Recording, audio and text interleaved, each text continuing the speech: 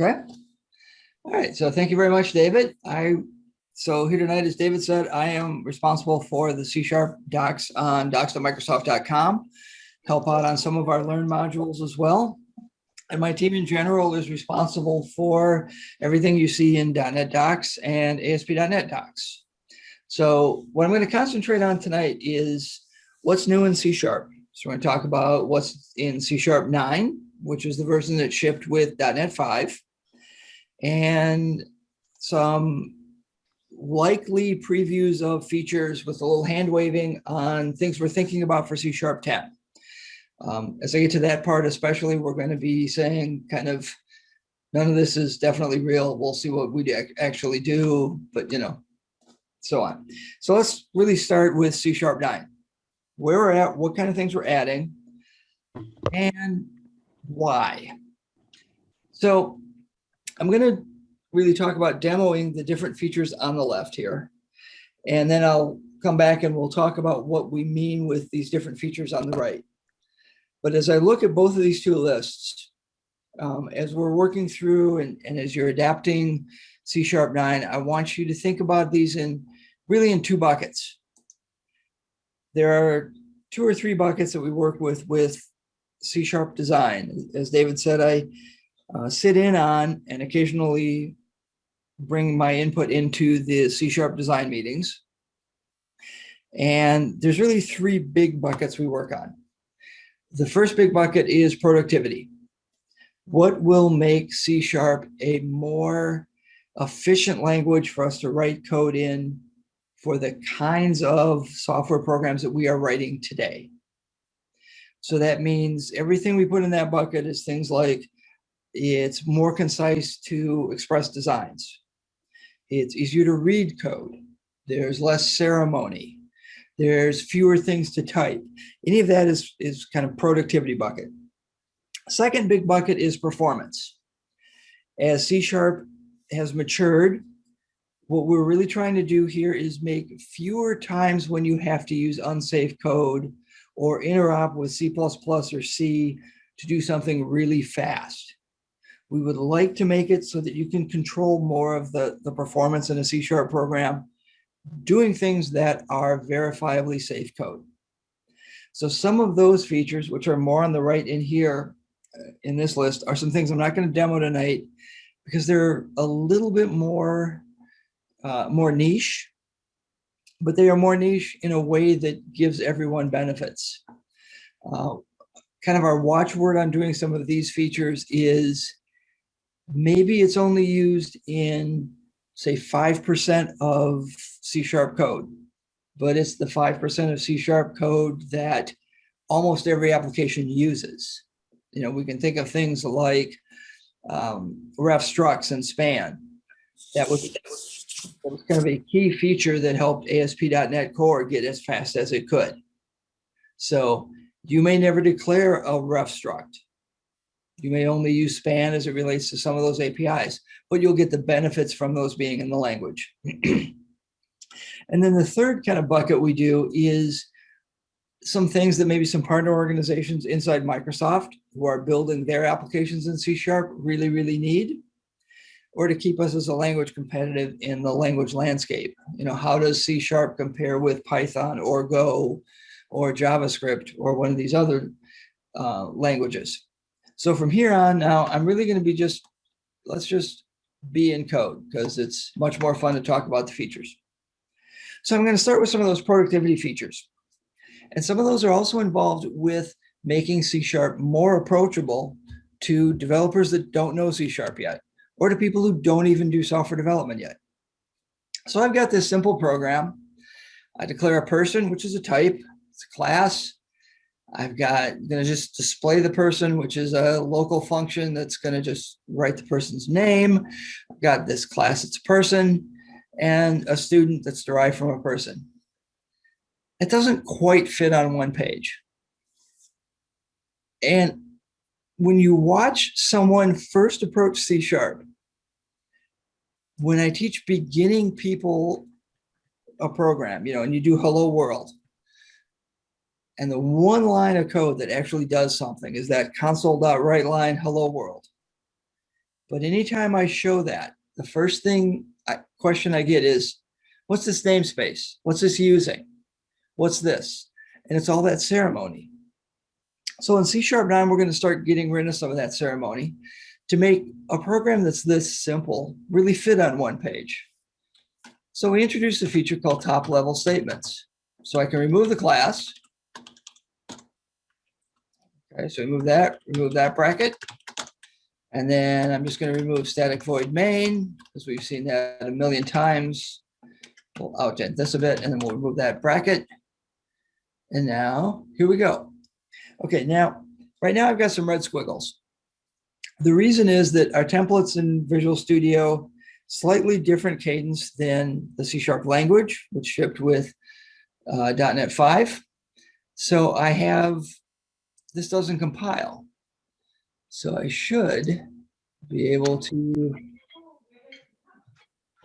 push this up.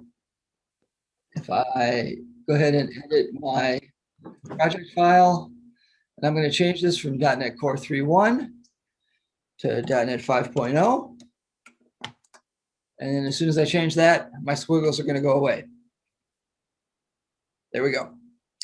Now, one of the things that we've done, starting with C# 8 and .NET Core 3.0, is that we've now said the version of the language you get is going to be decided by the target framework you use.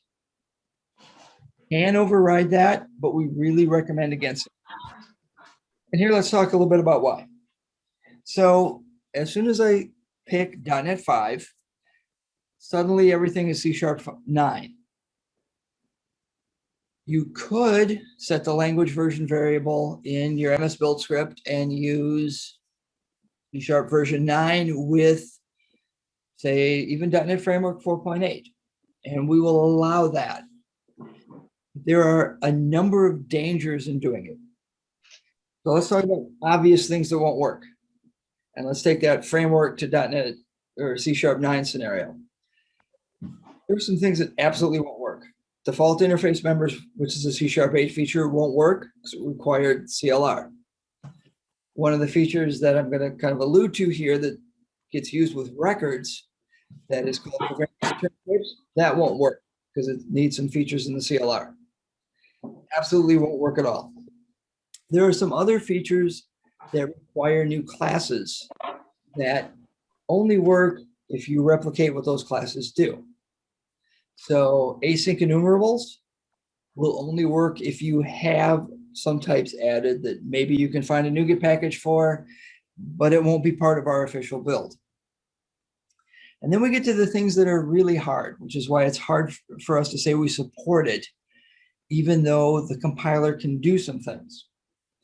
If you think of a C# 8 feature like nullable reference types, totally implemented in the compiler.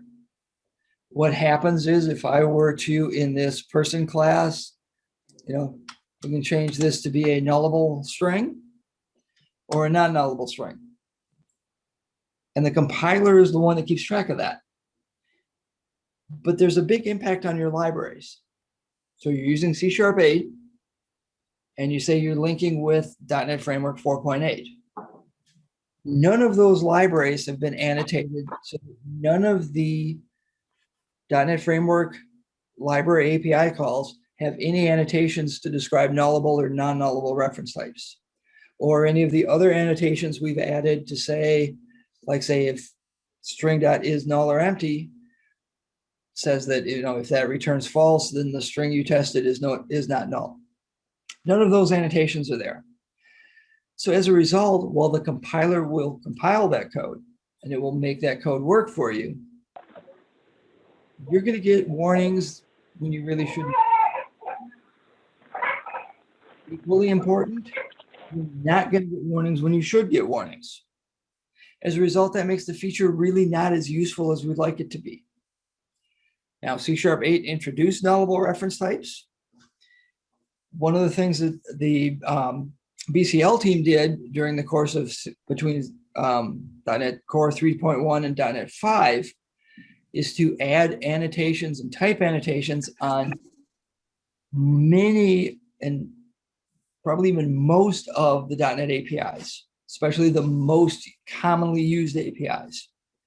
So that now once you're in .NET 5, if you turn on nullable reference types, almost all of the .NET APIs will behave the way you think they should because they've all been annotated to use nullable reference types or non-nullable reference types. So the warnings now have a lot more meaning for you. So for reasons that go to all those migration issues, what we said is we're now going to tie the language version to the version of the framework that you use, and that's going to be the default. If you want to upgrade the language, upgrade to the new libraries. You can disassociate those two, but doing so means you really, really, really need to dive into exactly what a lot of the nuances are. And those nuances can cause all kinds of, could cause some crazy things. So now we've simplified this program. We now introduce what we call top level statements, going back to where C# 9 is. So, hey, Bill. Yes. We do have a question in chat, and maybe you'll cover this when you talk about this next part, but just want to make sure this gets answered. So Paul's asking, is there a namespace associated with the person variable or display person static method, person class, etc.? Right. So, okay, so these are now in the global namespace. So your top level statements are going to be in the global namespace. What the compiler does is it will take these statements and it will make a class that has a reserved symbol name. So it's a compiler generated name, and it will add a main method into that class. And then this becomes your main method. They are now in the global namespace. Okay, but they're still local to that main function. This method here, this display person, that becomes a local function inside main. Okay. These here, these classes, they were in the global namespace, they are now. I could put them in another namespace. So I could go namespace,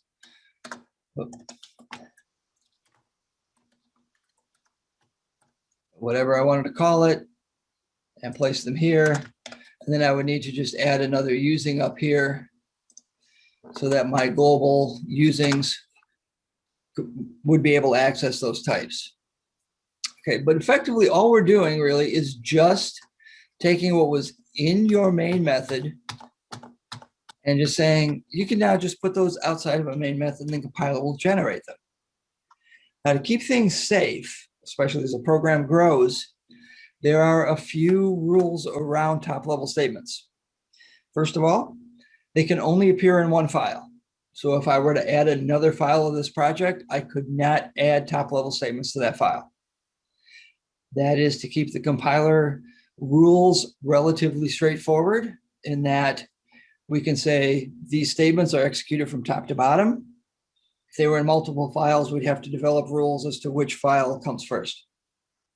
Second rule, top level statements have to become before any other named element in that file. So if I were to take this person class and put it up here, now I'm going to get errors.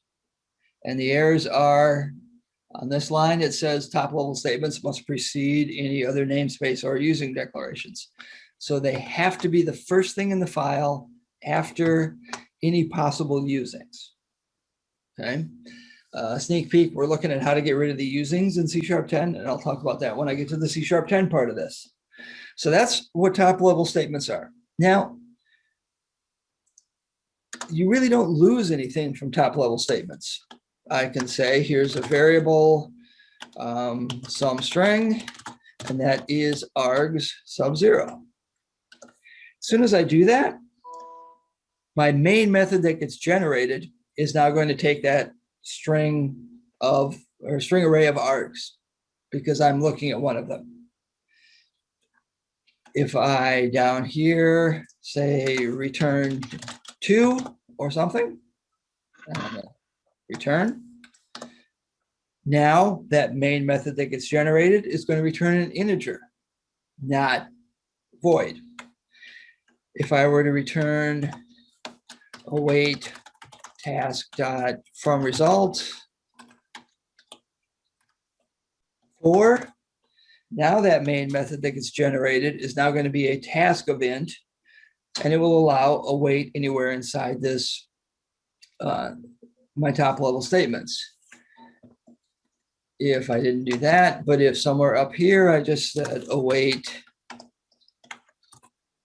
task.delay, 500 milliseconds. Now, by adding that, my main method now returns a task, and it's an async method. So anything I do in here that I would do in main, the compiler figures out what it is and then adjusts the main method accordingly. So of course, because it's going to be my main method, I can't return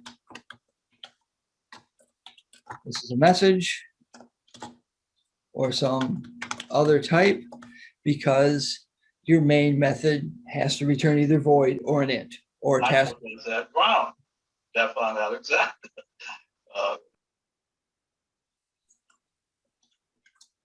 So effectively, all we've done is we've removed some ceremony, making you more productive. Now we can write our main program just in one file, keep it simple. We think this is going to be more approachable for people learning the C# language. And then we're going to, make it easier to learn and easier for us to read and look at programs as time goes on.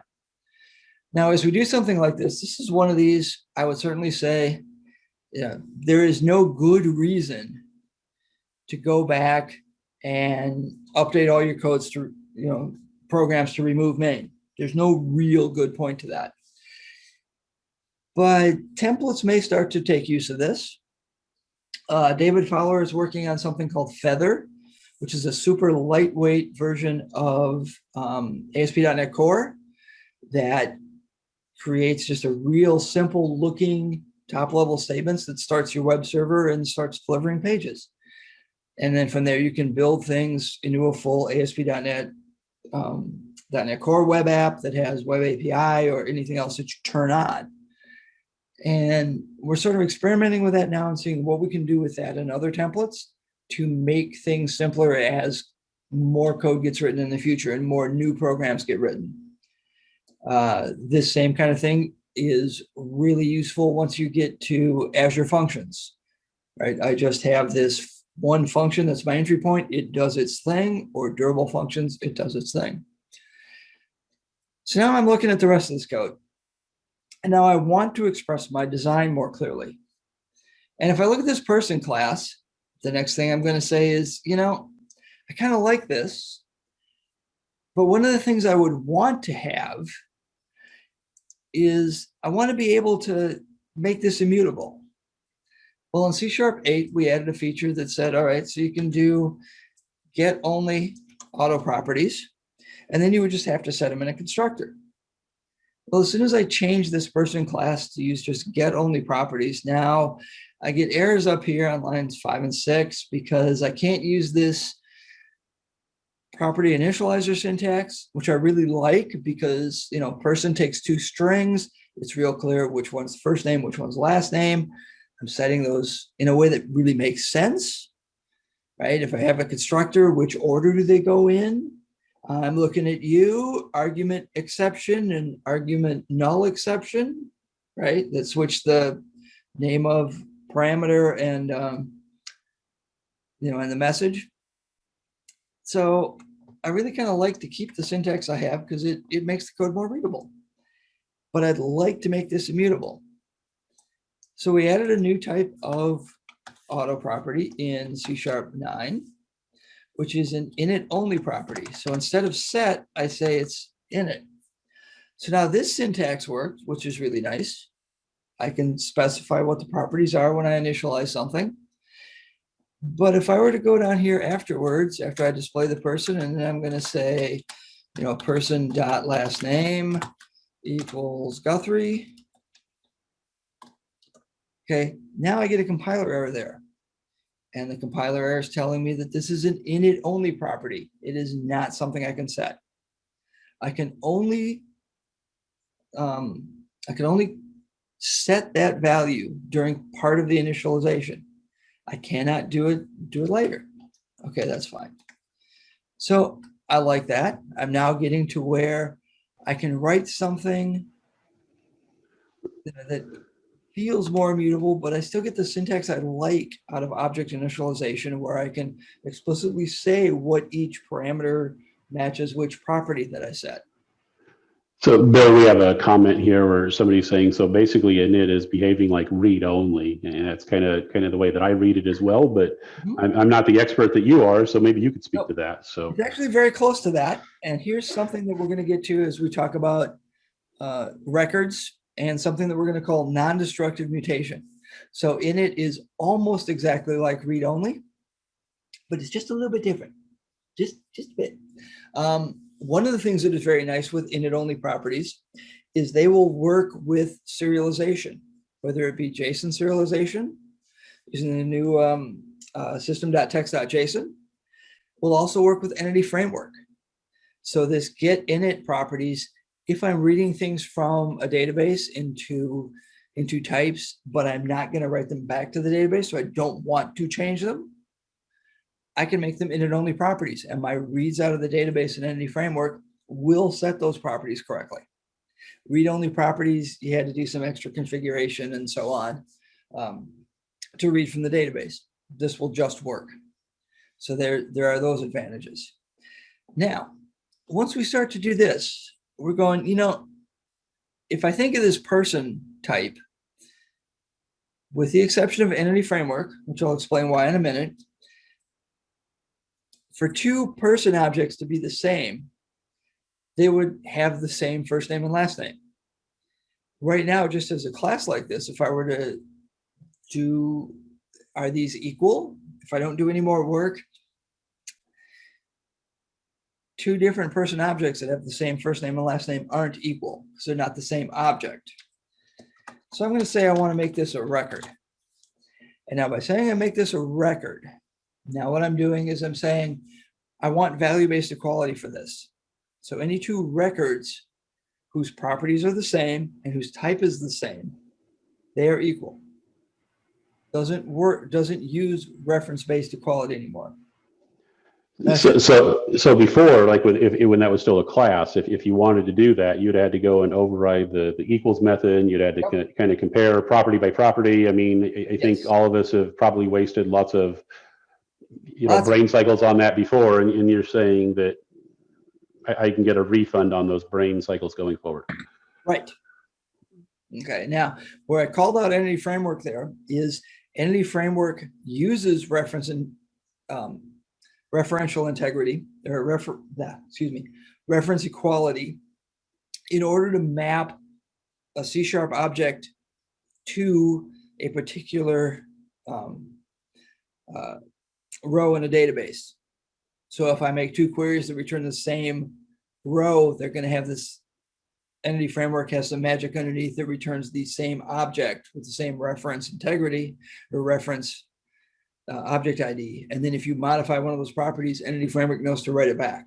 So short version here is don't use records with entity framework objects, because things won't work right the way you want, because records use this value equality. Second thing that we're going to see here is, if you note now, this class student that derives from person no longer works correctly. Records add several methods for you. There's that equality method. It's going to implement equatable of t for type person. It's going to do its own get hash code. It's going to implement operator equal, operator not equal. So we said, if you're going to make a record, it's records all the way up. I'm now going to have to make student a record. Okay. So records can only inherit from other records. Underneath the covers in IL, records are implemented as classes. They are reference types, but the compiler just creates a lot more code for you. Okay, so now what we have is, if I were to look at these two things, it's like, all right, this is cool. I now have value-based equality.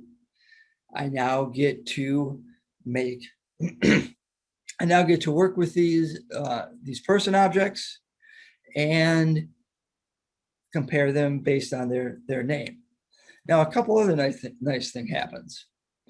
I don't need this display person anymore, because one of the things that records give me is also a very nice way to format output. So I'm just going to use console.writeLine, and we'll go ahead and run this, and I'll show you what gets written out for a person object. Every record now has a two-string override that writes out the type of the record, followed by each of the properties. And this will work up and down the hierarchy. If I now make a new student object here,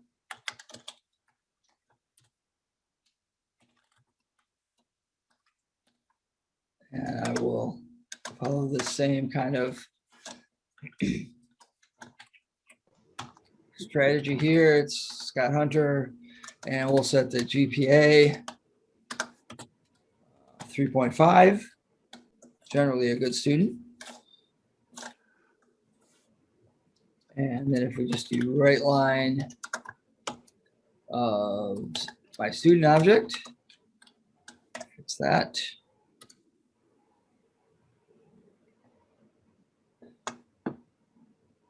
And records work up and down the hierarchy here. If you notice, the student object here now prints first name, last name, and the GPA. So the way it's done is methods that a record adds for you, it overrides toString, and then it creates a new virtual method called print members. And what print members does is it doesn't print the type, it just prints the properties of this object. So what will happen is in this student record, it's going to go, okay, I'm going to get the properties from the base object, print those out with a string builder, and then add my properties, and then my toString calls my print members and then adds the type name.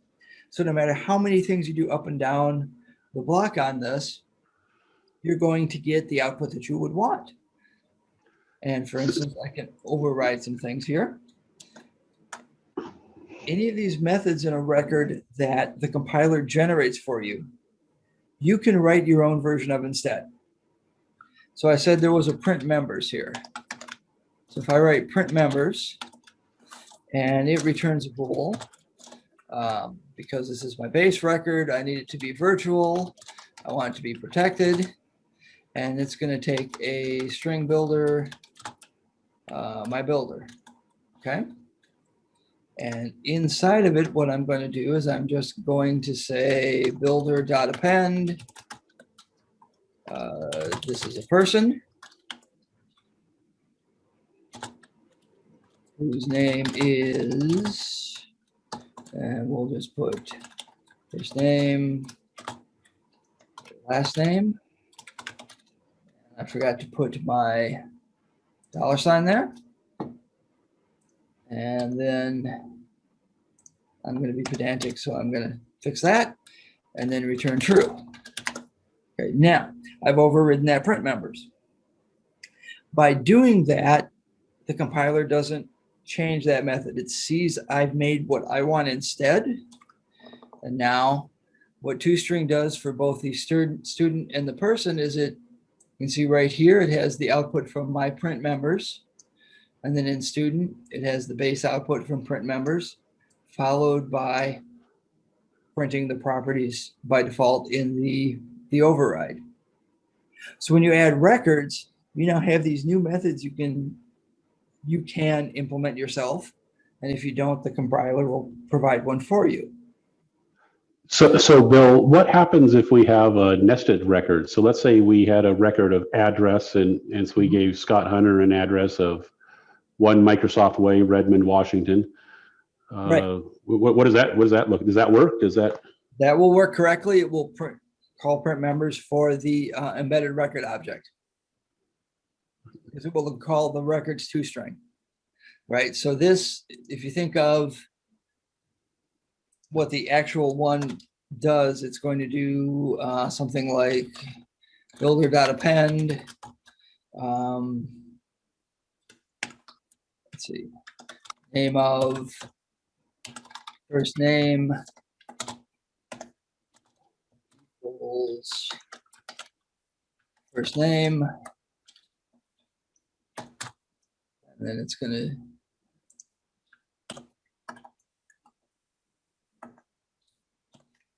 And we'll do the same thing for last name as well. Right, the default implementation is going to do basically this, and then this would be last name.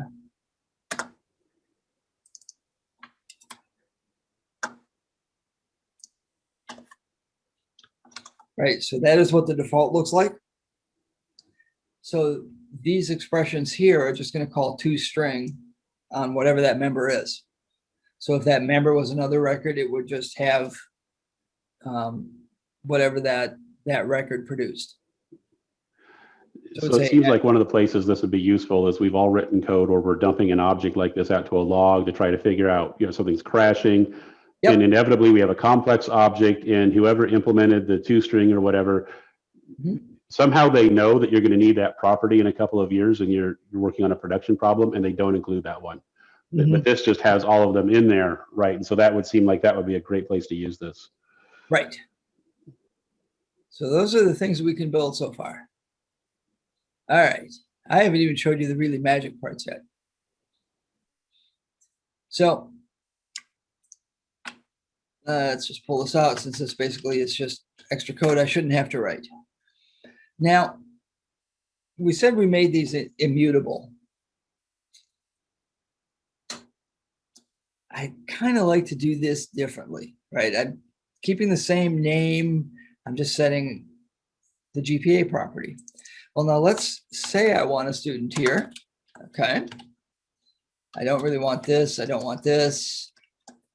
I want it to equal person with GPA equals 3.5. How did I get that right? I did not get that right. I need to do this slightly differently. I'm going to do, yeah, I can't do that. Wish I could, but I can't quite. All right. Let's do this a different way. We're going to say person go equals the person that we had with last name equals Guthrie. So what did we do there? I now just changed that person. I made a copy, but I have a with expression that we colloquially in meetings call withers. And I said, make a copy of this person object, but modify everything over here instead. And now what I've done is I've copied that person, and I've said, I want to change their last name. So let's instead now, let's change this to a student. And I want to say it's going to be a new student. And we'll copy this down there, and then we'll add GPA. And withers work across a hierarchy. I can now even say a person. Go is going to equal go with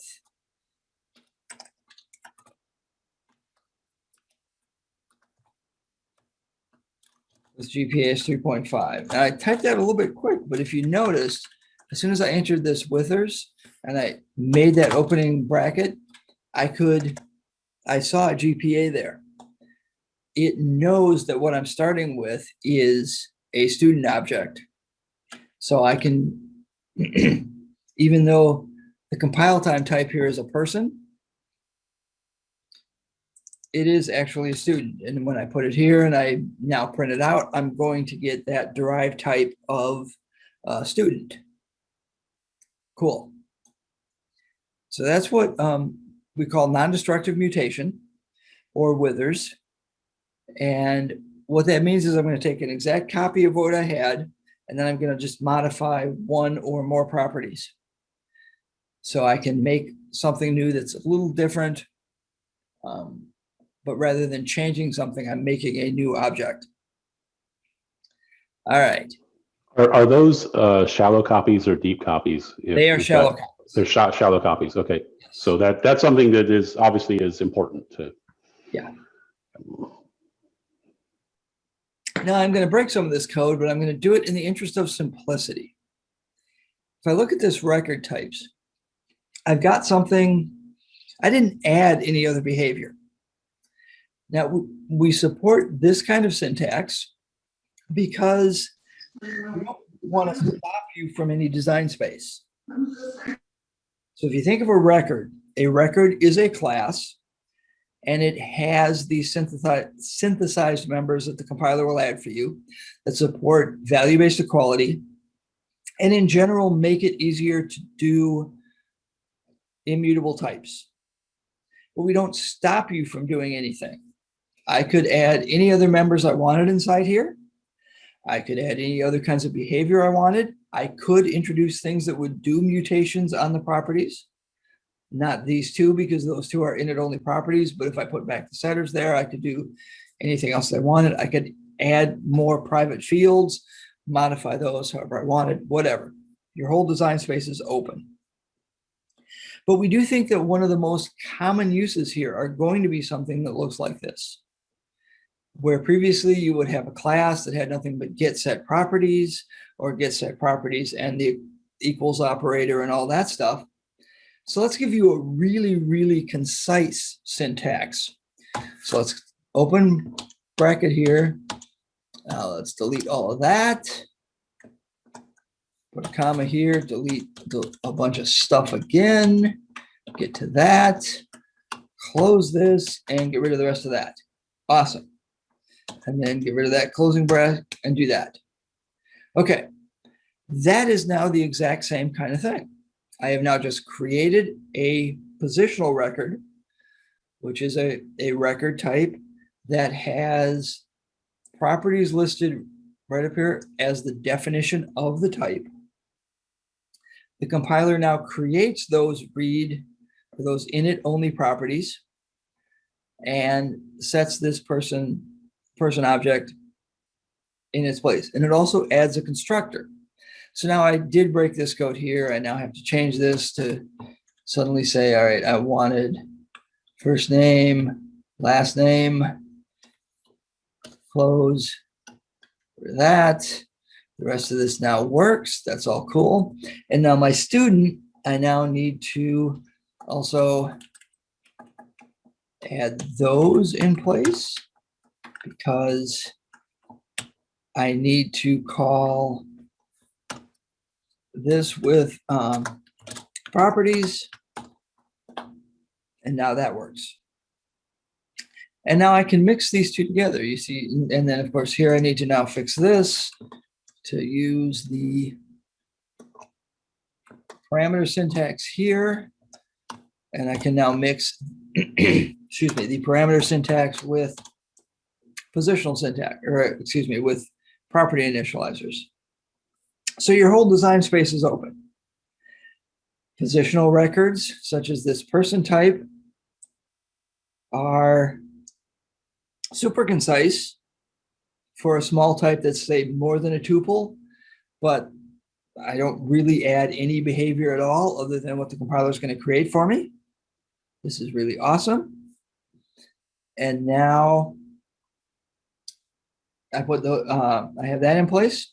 I can mix positional records with a record body. I could add any number of members I wanted here. The properties generated for first name and last name are get init properties, so I can't change them. I can add other properties here. Notice that student isn't immutable. The GPA can change over time. And that design space is open for me as well. But it's very concise. I've now got to this point where this is under 20 lines. I don't need this anymore because that was when I was doing the showing how print members works. And that's pretty sweet, right? So now I've gotten this noticeably smaller. It's on one page. Life is pretty cool. So now I want to talk a little bit about more of what we've done. One other productivity thing that we've really worked on is pattern matching. And we've added a few more features into pattern matching. Or if I think about something that I'm going to want to do later, I'm going to want to be able to do something like, say, I want to do a write line and say, student, we'll say, who has achieved honors. And I'm going to write a new method here that I'm going to say is just print student honorarium.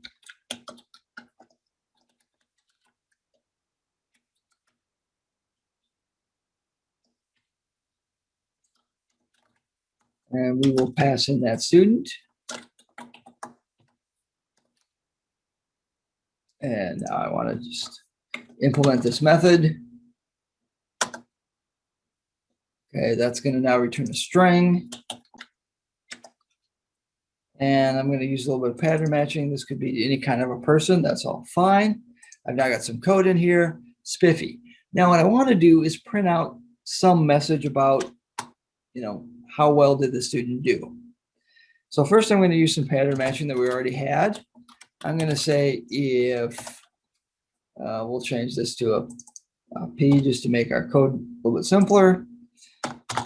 If P is a student S, using our type pattern there. And now anything inside this block, I can say, I know that's a student. So right now I'm just I'll come back into this in a sec. And we'll just say this is going to return student honors just to make it compile, and else, well, now we know this is a person who's no longer a student. So I'm going to return as a graduate. And if you're familiar with pattern matching, we've done a fair amount of work here in terms of declaration spaces and definite assignment. So I cannot do something like return s dot last name. Okay, you notice it's in scope. The compiler knew what this was, but now it says this is unassigned. It's unassigned because since P wasn't a student, since this is false, this never got assigned, this student S up here. Okay, so let's just remove that because that's just obviously an error. But now here what I'm going to say is I want to do something to say, well, depending on what their GPA is, I'm going to want to return, I'm going to switch on their GPA. I'm going to use our switch expressions. We don't need any more. Because no matter what happens, I'm now going to be able to just say, I'm going to put some code in here to return a string depending on how well they did. Well, if they got a 4.0, which is the max, we're just going to say they are distinguished honors. And now I'm going to start to say, wow, I'm really happy that C#9 exists, because up until C#9, anything on this left side of the switch arm could only use constants. It could only be exactly a certain number like I have here. Well, anything between, say, 3.5 and 4 is pretty high honors. So now I'm going to use one of our new relational patterns, and I'm going to say anything that is greater than or equal to 3.5, we'll say that's high honors. And well, now anything that's greater than or equal to 3, that's just plain honors. And if they did anything, that's not what we wanted. I apparently cannot type tonight. And anything that is greater than 1.0 is satisfactory.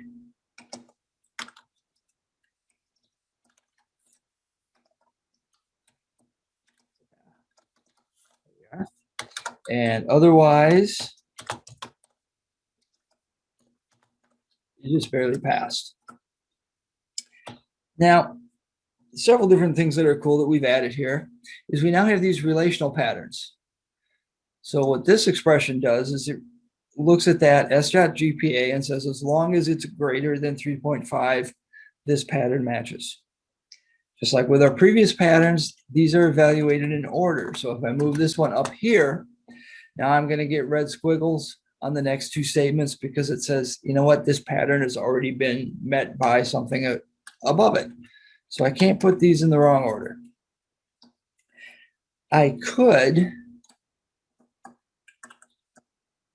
add more here and say if it's greater than 3.5 and let's say less than 4.0, you know, I can now put both and patterns in place, or I can put an or pattern in there.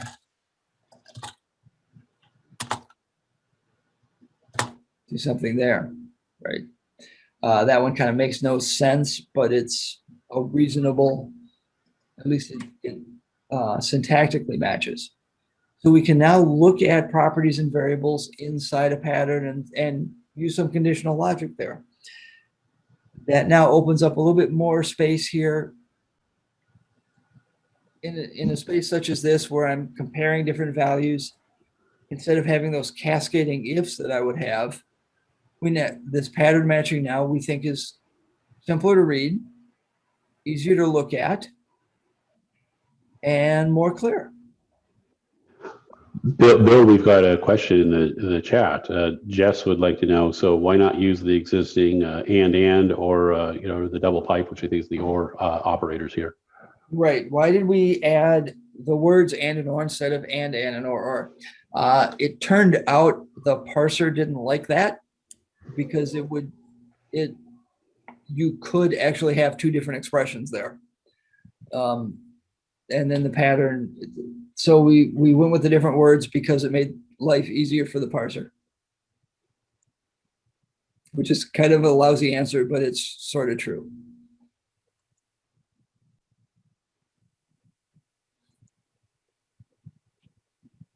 All right, great, thanks.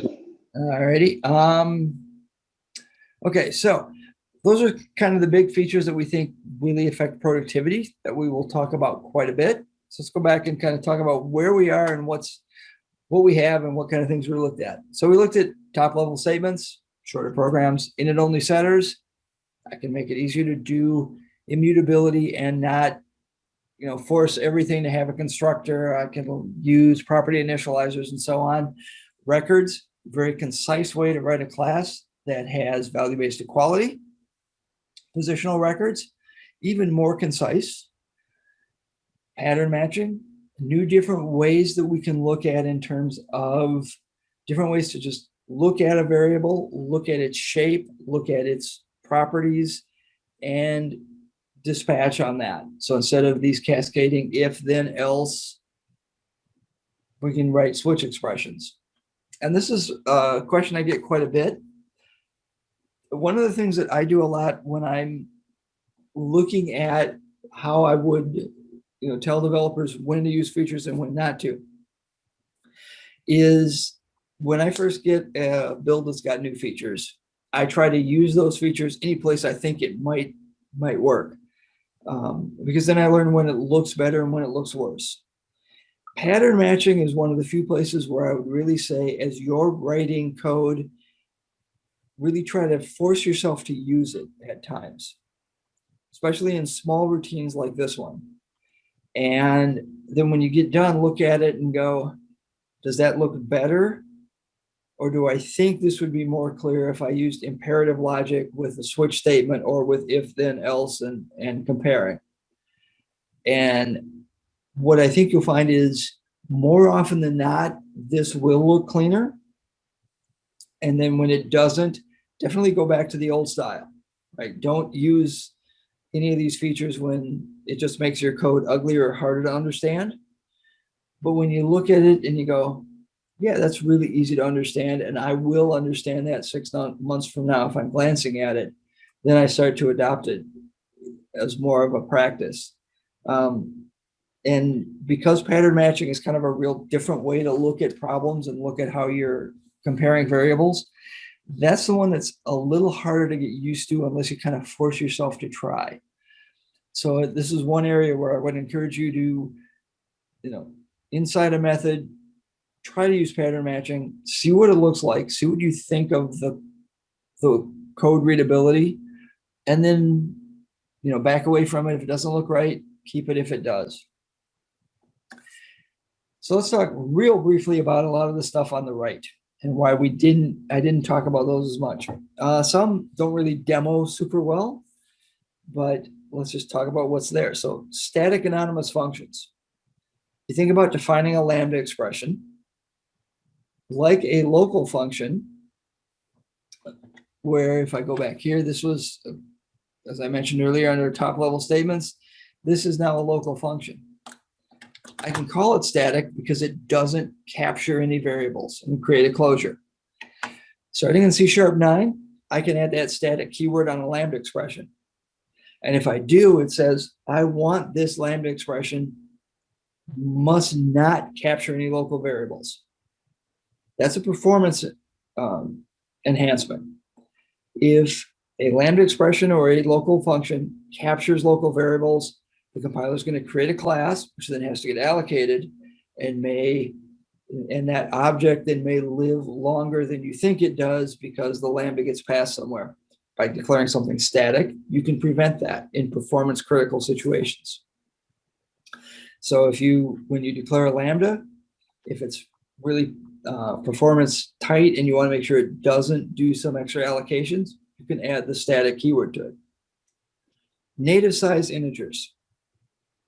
If you are working in an IoT space and writing code for, say, Raspberry Pi or some other small device, or other small memory size constrained devices, you can now use native sized integers. Hard to speak, but easy to write. If I write NINT5 or UNINT,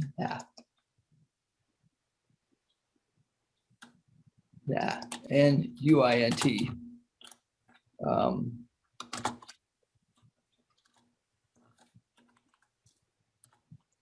Those are native sized integers and unsigned integers.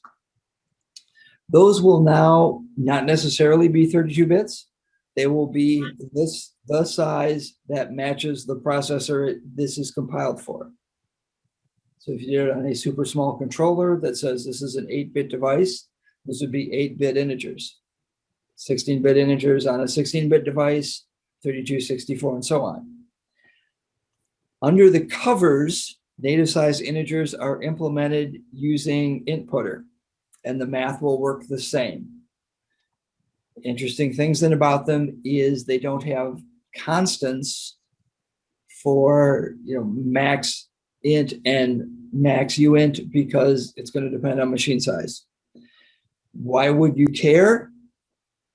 You're making arrays of large arrays of integers on a small device, and you want the size to match that device, or you really care about register arithmetic. I see Minaj has a question. Or did you just raise your hand accidentally? Go ahead, Minaj, if you've got a question to ask.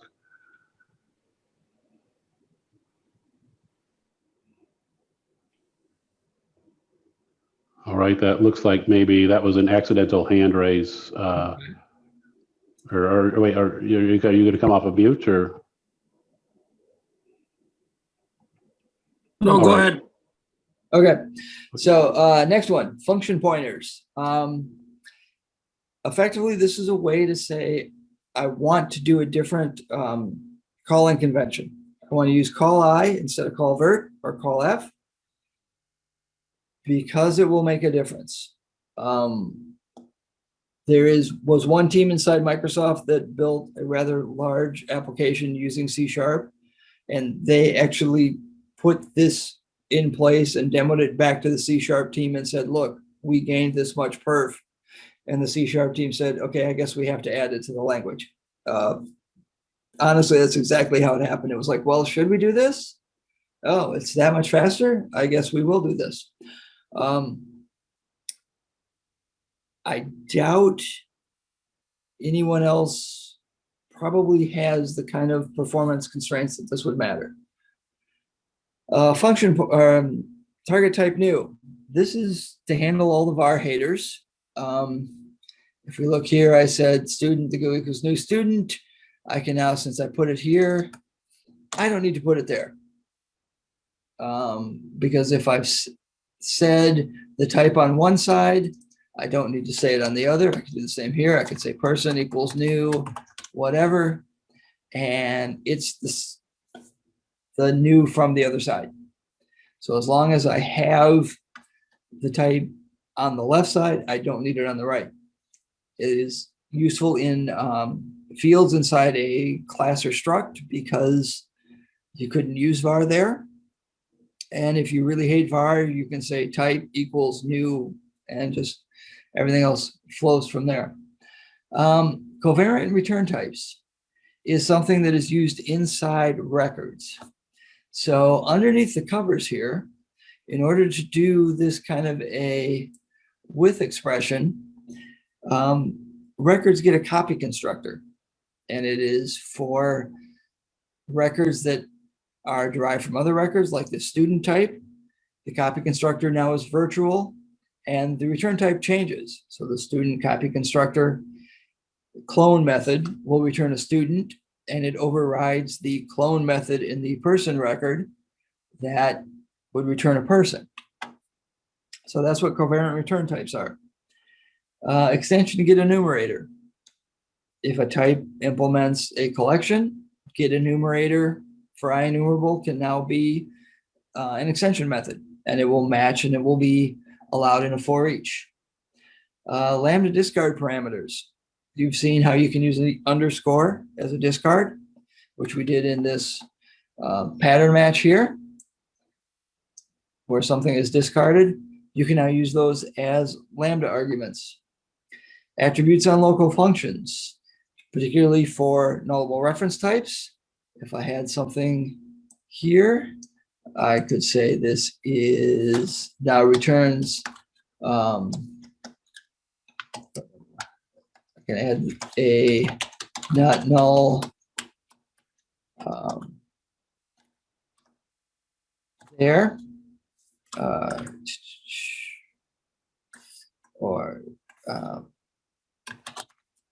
I want not null when not null. I don't use these quite as often as I like, but I could put attributes into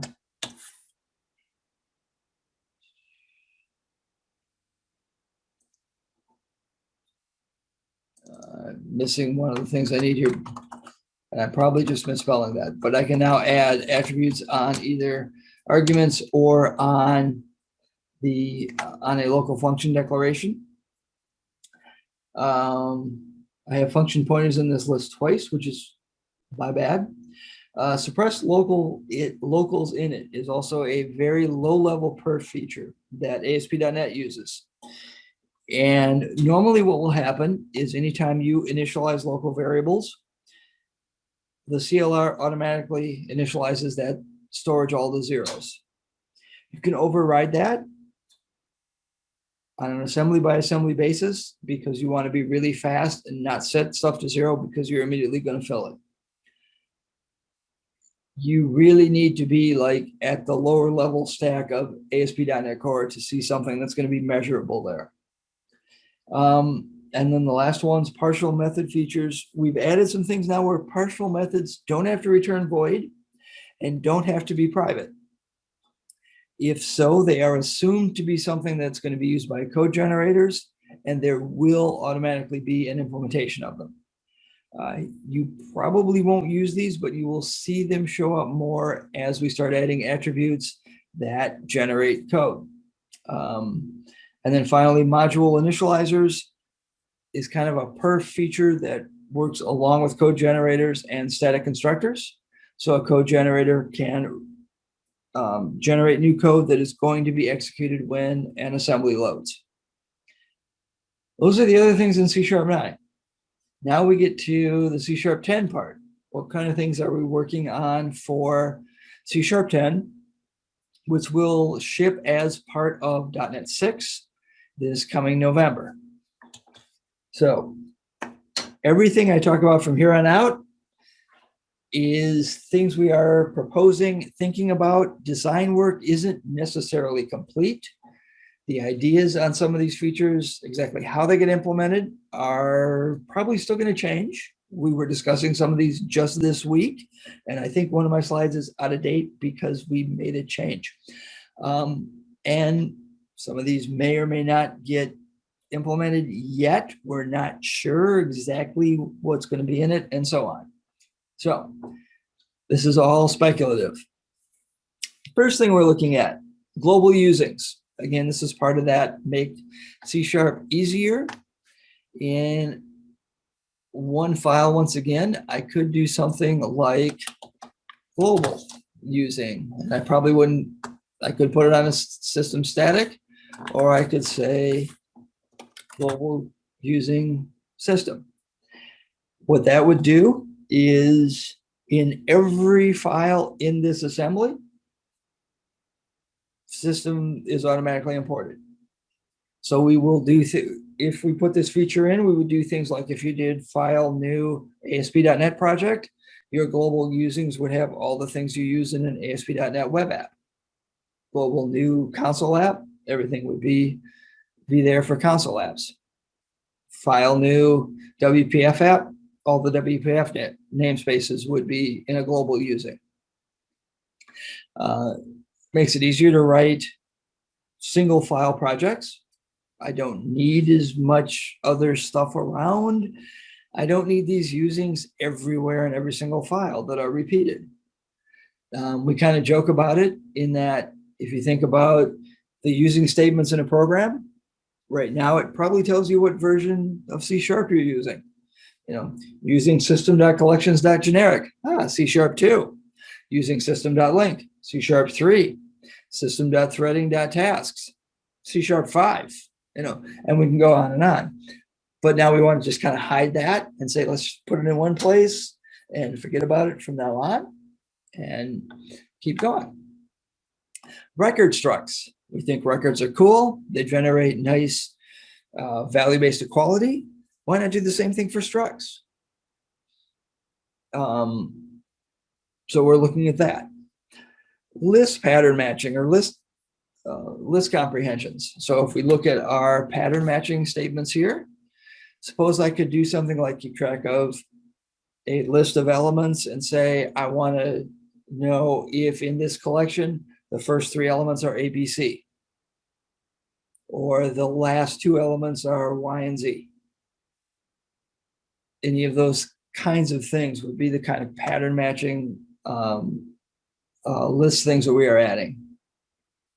One place where we may do that is a span of char. We may say that that's a suitable replacement for a string. So something like string.startsWith could become a pattern match on a span of char.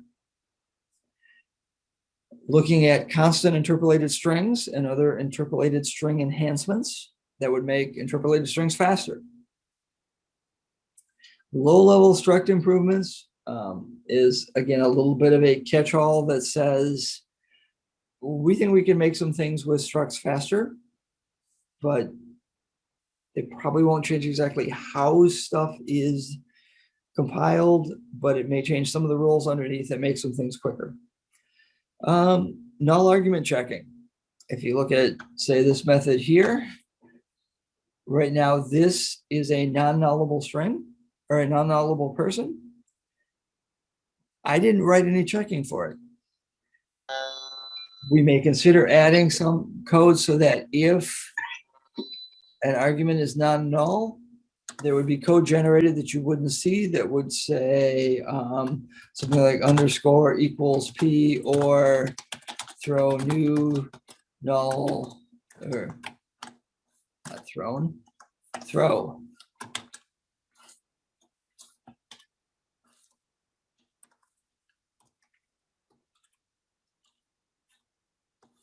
Something like that. And that would be just generated by the compiler.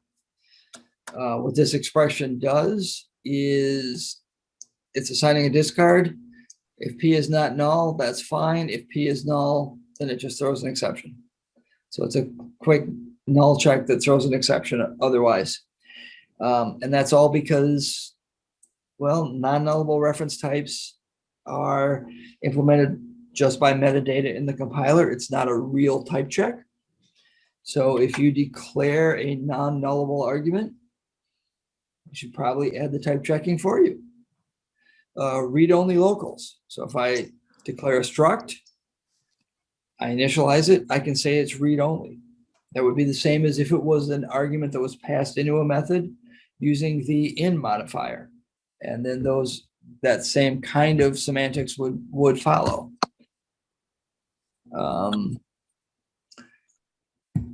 So I went a bit quick.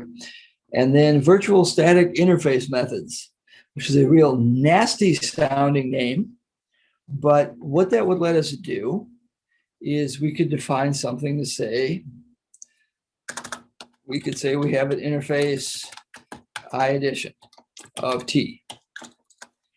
Inside there, we're going to say, you know what it means to have an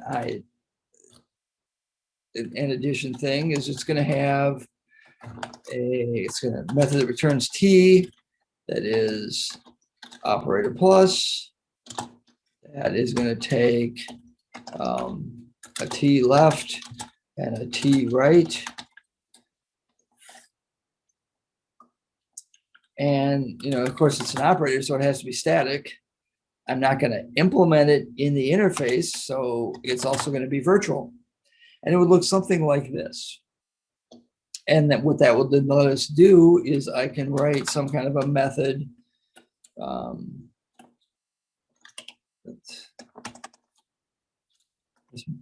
none of this is going to compile C#10. I could write a method that is something like this.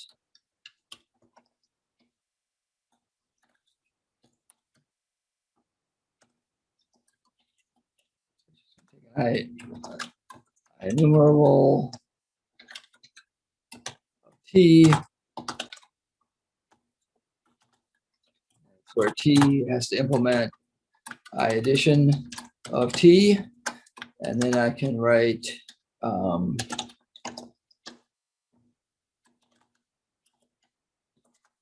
this, and I would, of course, since this is a number, I'm also going to have a static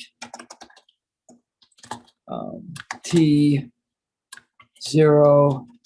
which is going to be a static property that has a getter on it. And of course, I don't want to implement it in here, so it's going to be virtual. And then I can say for each our item in list, say sum plus equals item. And then when I'm all done, we're going to sum. And I get all that red right now because we don't have C#10 yet. But that is the idea of what we want to try to solve with this, is the idea that I can define an interface that has operators or other things that has to be there. And then we can use that to say, okay, this is now a type that has to implement some method that has various operators or other static methods in it.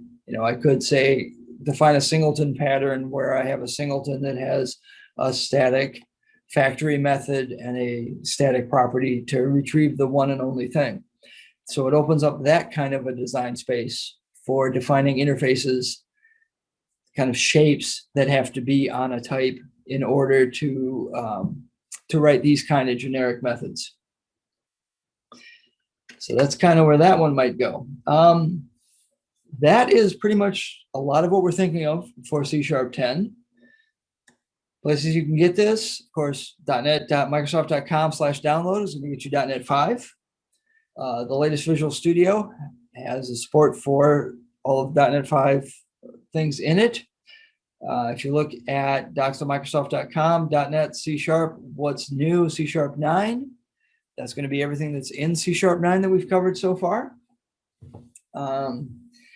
That is pretty much where we are at with the state of C#. So with that, any further questions, discussion, and comments?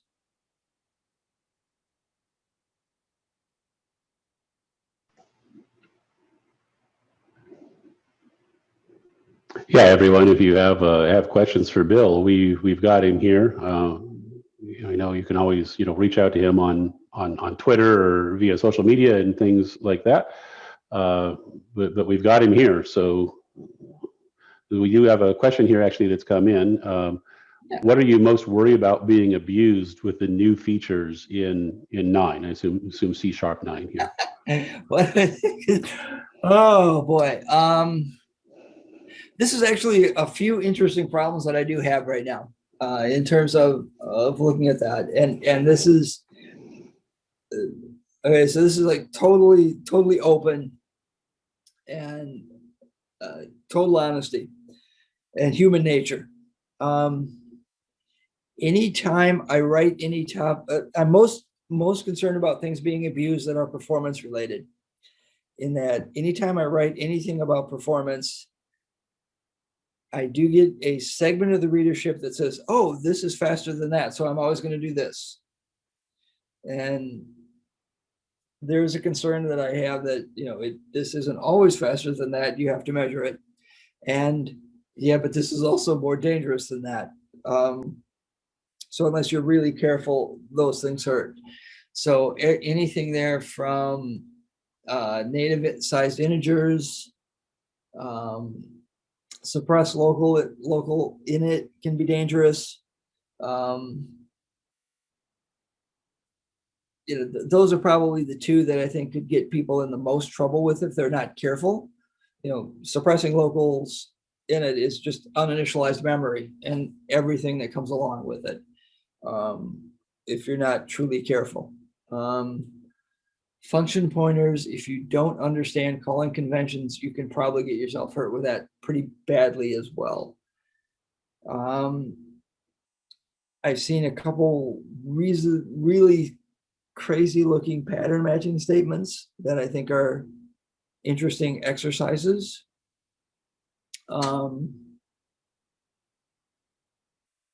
But I don't think they hurt quite as badly as the other things.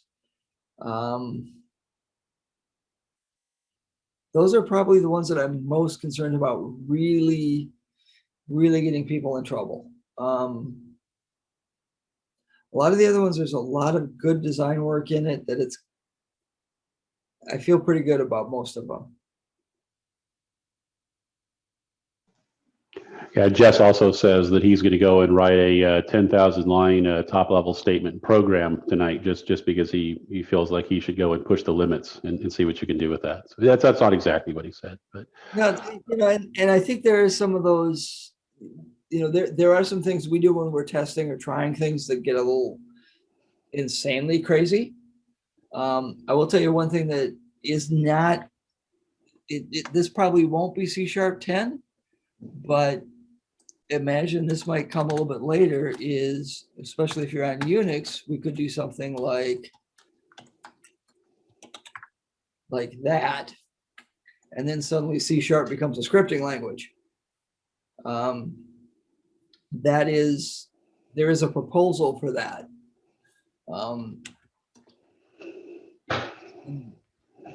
I'd be interested what the PowerShell team has to say about that. Well, you could do PowerShell too, right? And PowerShell have some of that, and it would leverage some of the same ideas. But the idea would be it would just compile and run your C#. There you go.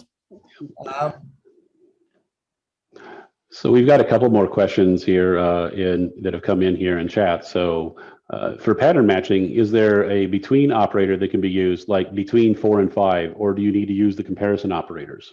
So I think like in SQL, right, there's a between operator, but is that something that's in C# or? Yeah, here you would need to do, we need to do it the way I have here, which is greater than this and less than 4. Right. That would be your between. So you would have to. So if we want a between operator in C# 10, we need to pass the message to the C# team that we have deep dish pizza that the Chicago group can send to them to get that into the C# 10 standard. So yeah, that may help. So we've got another question here. I noticed that support for source generators can only add code. They aren't allowed to modify any existing code in the compilation. Is that mainly because they tie into the Roslyn API, or any additional insight on why they cannot modify code? Are there specific use cases the team is targeting there? So there, part of that is a surprise thing. And part of it is philosophical, part of it is a surprise. So let's start with one thing. If we don't implement something right now, that doesn't mean it will never happen. It just means we're not sure yet. So let's start with this and see how people react to it, and we can always add things later. Sitting in and listening in the language design meetings, I would say a good half of the time is spent saying, if we implement it this way, what space does it close off for us? Like, for instance, this one doesn't apply here, but when we look at the global usings, and this is one of the things that right now we're not doing, but we don't want to close off.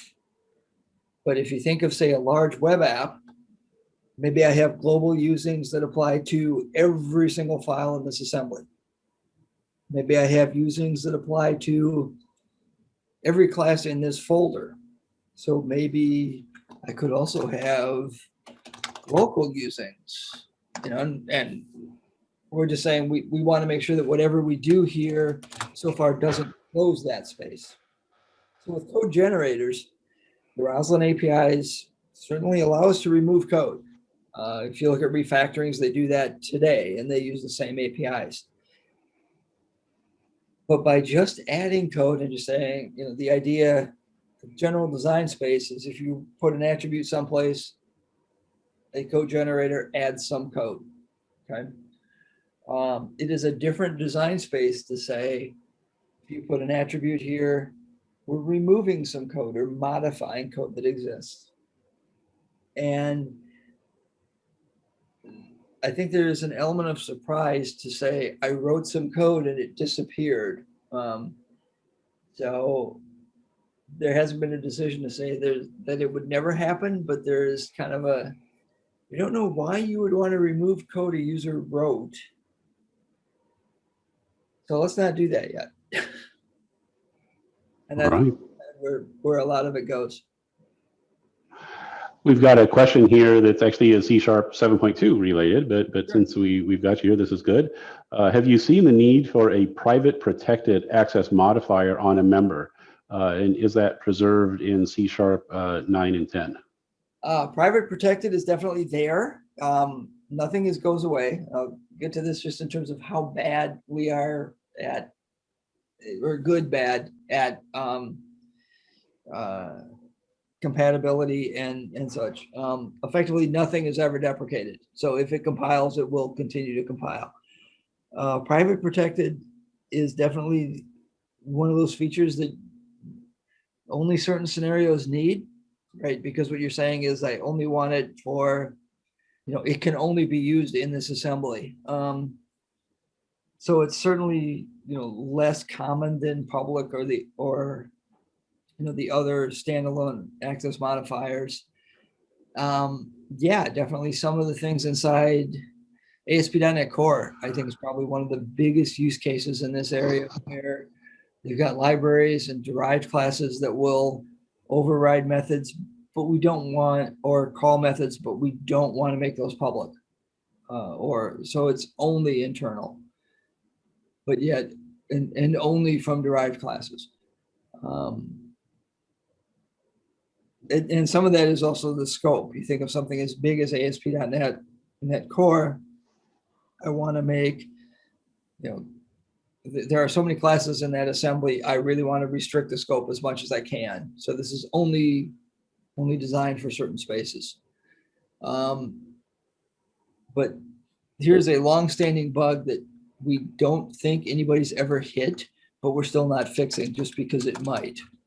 I can make a class.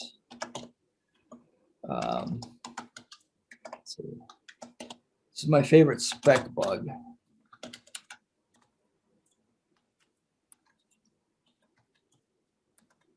And inside here, I can say I've got a method. I have a private. Let's put this behind, down below my this method, so I'm not don't quite as many squiggles.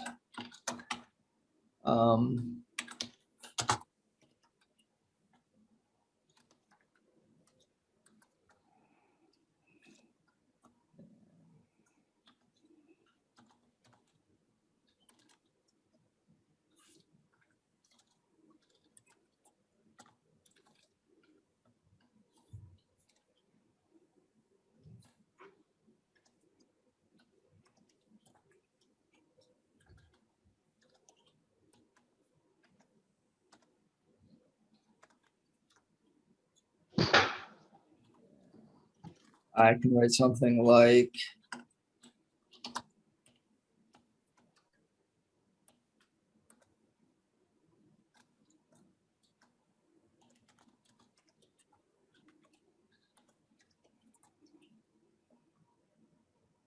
okay. According to the C# standard, that shouldn't compile. And the reason it shouldn't compile is because T might be a struct, which means that's going to lock a box and it won't do what you think it does. But this has been allowed since C#2, and it's a bug that we just won't fix because there might be code out there that uses it and it would break or it would suddenly stop compiling.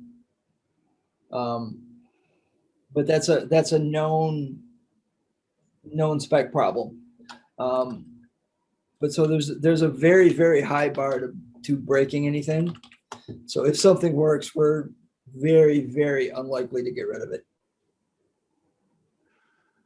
So another question here from Jim.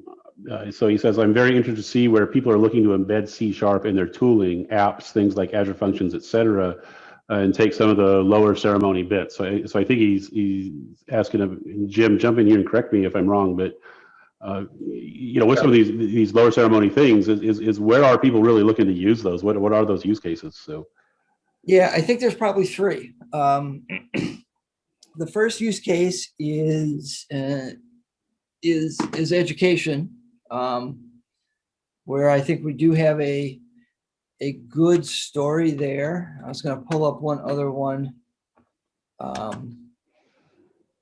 Let's see. That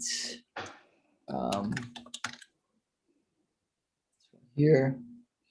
So I think education is a big one. And I'm not kidding when I say every time I do Hello World, when I teach brand new coders, it's an hour. What is using? What is namespace? What is class? What is program? It's like, look, it's just console.write-line.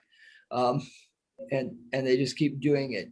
This is something David Fowler's working on called Feather HTTP. And if we look at what the program looks like,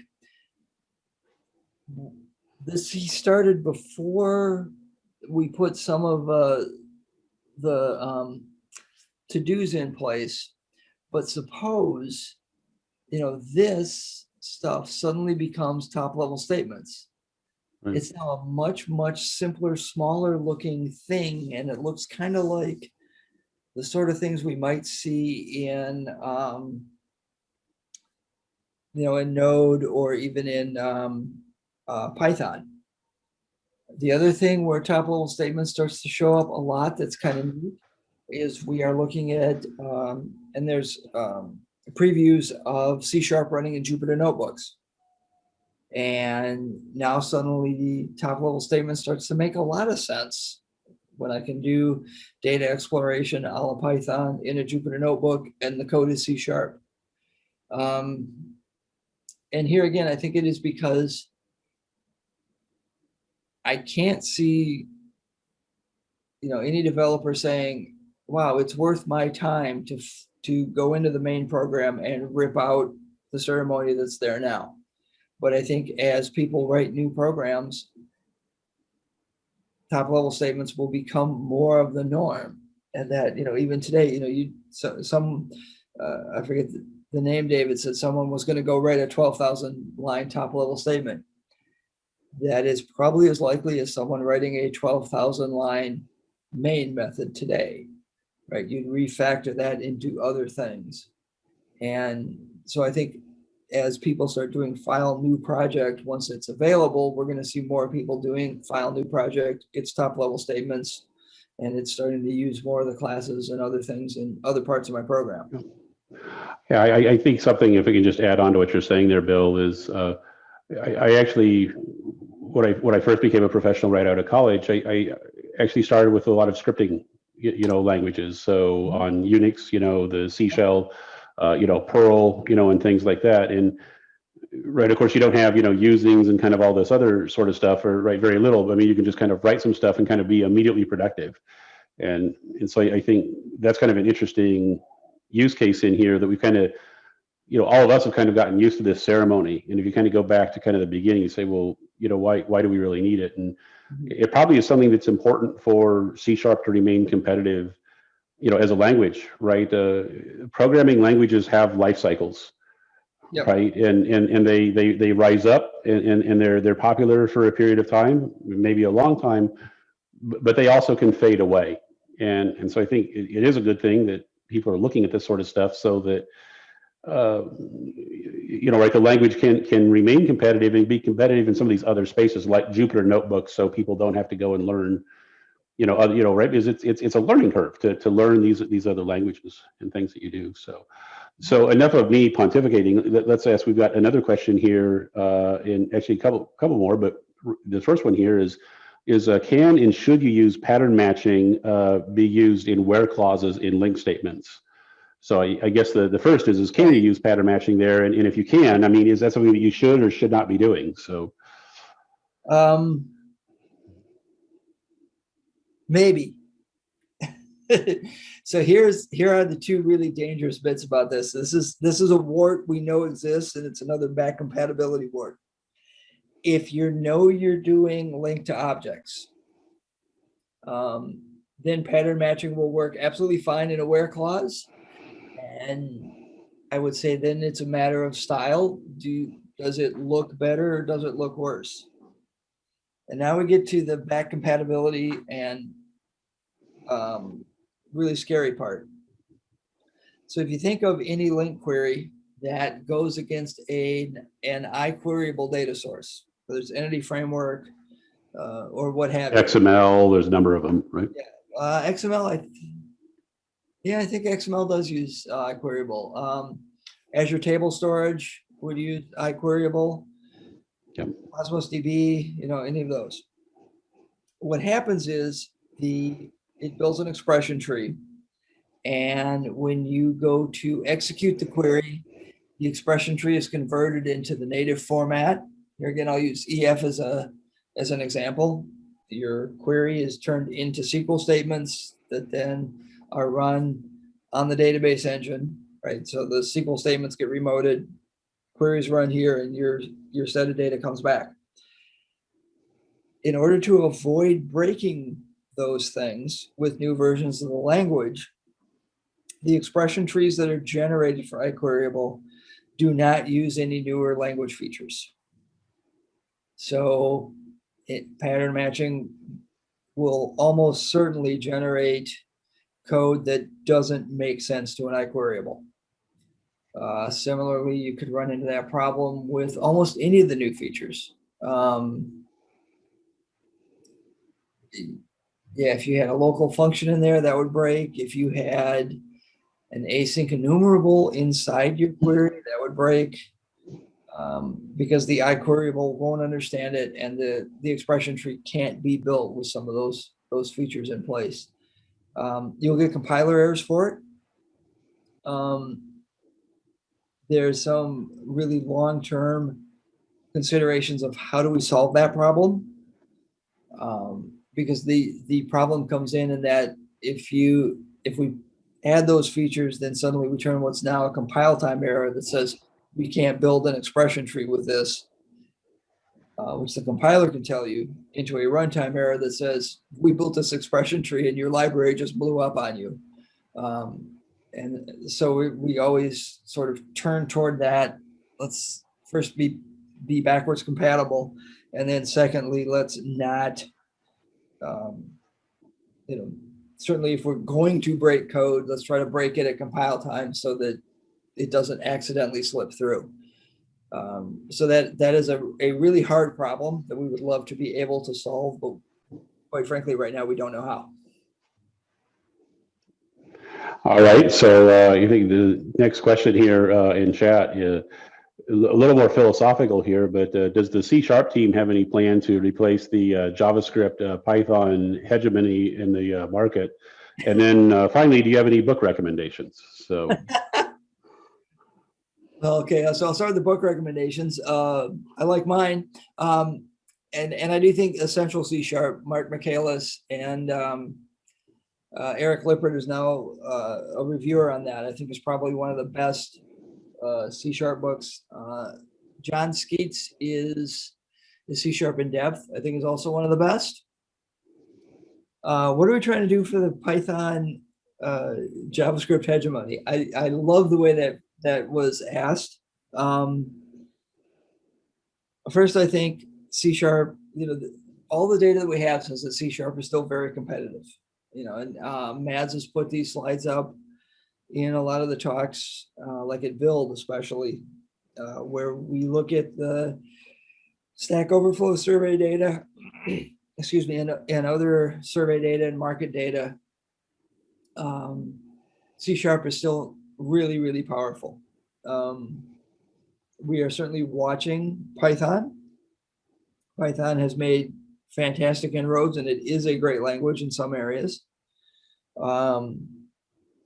I can point to features that say, yeah, we certainly see that Python has some neat things, and we want to make sure that it doesn't get too far ahead of C# or have things that C# doesn't. Indexes and ranges, anyone? We're certainly added and inspired by the same feature in Python. JavaScript, some of this is where we're investing as much in trying to make C# have less ceremony and make it easier to get started. And that one thing that I think the industry in general is seeing is that a lot of people are first learning programming now with JavaScript, because you can load almost any web page, hit F11, see some code, maybe play with it and change how it runs in your environment.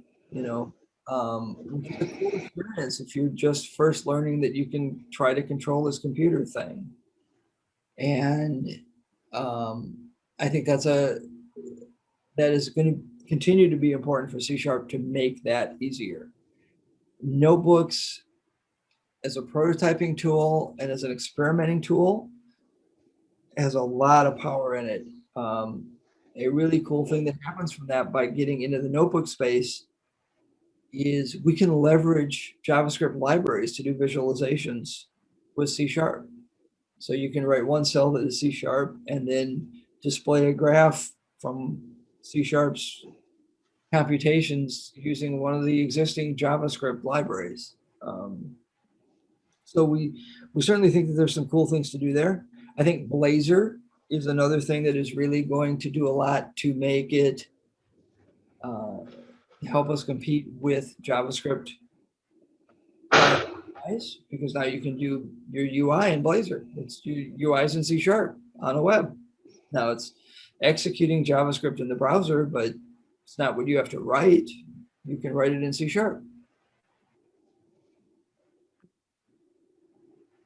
Yeah, I guess maybe just the last thing I would add to that, to your answer, Bill, is Microsoft does continue to invest heavily in .NET, and that's important, right? Because if companies don't invest in things, they become stale and they get passed by in the market. And like I say, there certainly is, I think, is witnessed by your presentation tonight, and and all the features and the things that we've seen added is there continues to be investment in the language and in the tooling to keep the language, competitive. So and in all the libraries, .NET Conf focus on Windows development, desktop development was, this week, where different XAML libraries, making that easier, upgrade assistance to make it easier to move from framework or early versions of core to .NET 5. .NET Maui on the horizon. You know, Blazor, I kind of mentioned both server-side and client-side Blazor. You know, that is obviously a .NET answer to Node, to compete with Node and, you know, any of your JavaScript front ends. You know, different implementation, different design goals in some ways, but very much looking at competing with those things. So yeah, we're not stopping. Do we have any final questions for Bill while we have him here? So, all right. So I think we'll go ahead and kind of wrap up the talk portion of this. So I think we can probably we'll stop the recording here, and then we do have some giveaways that we do every month.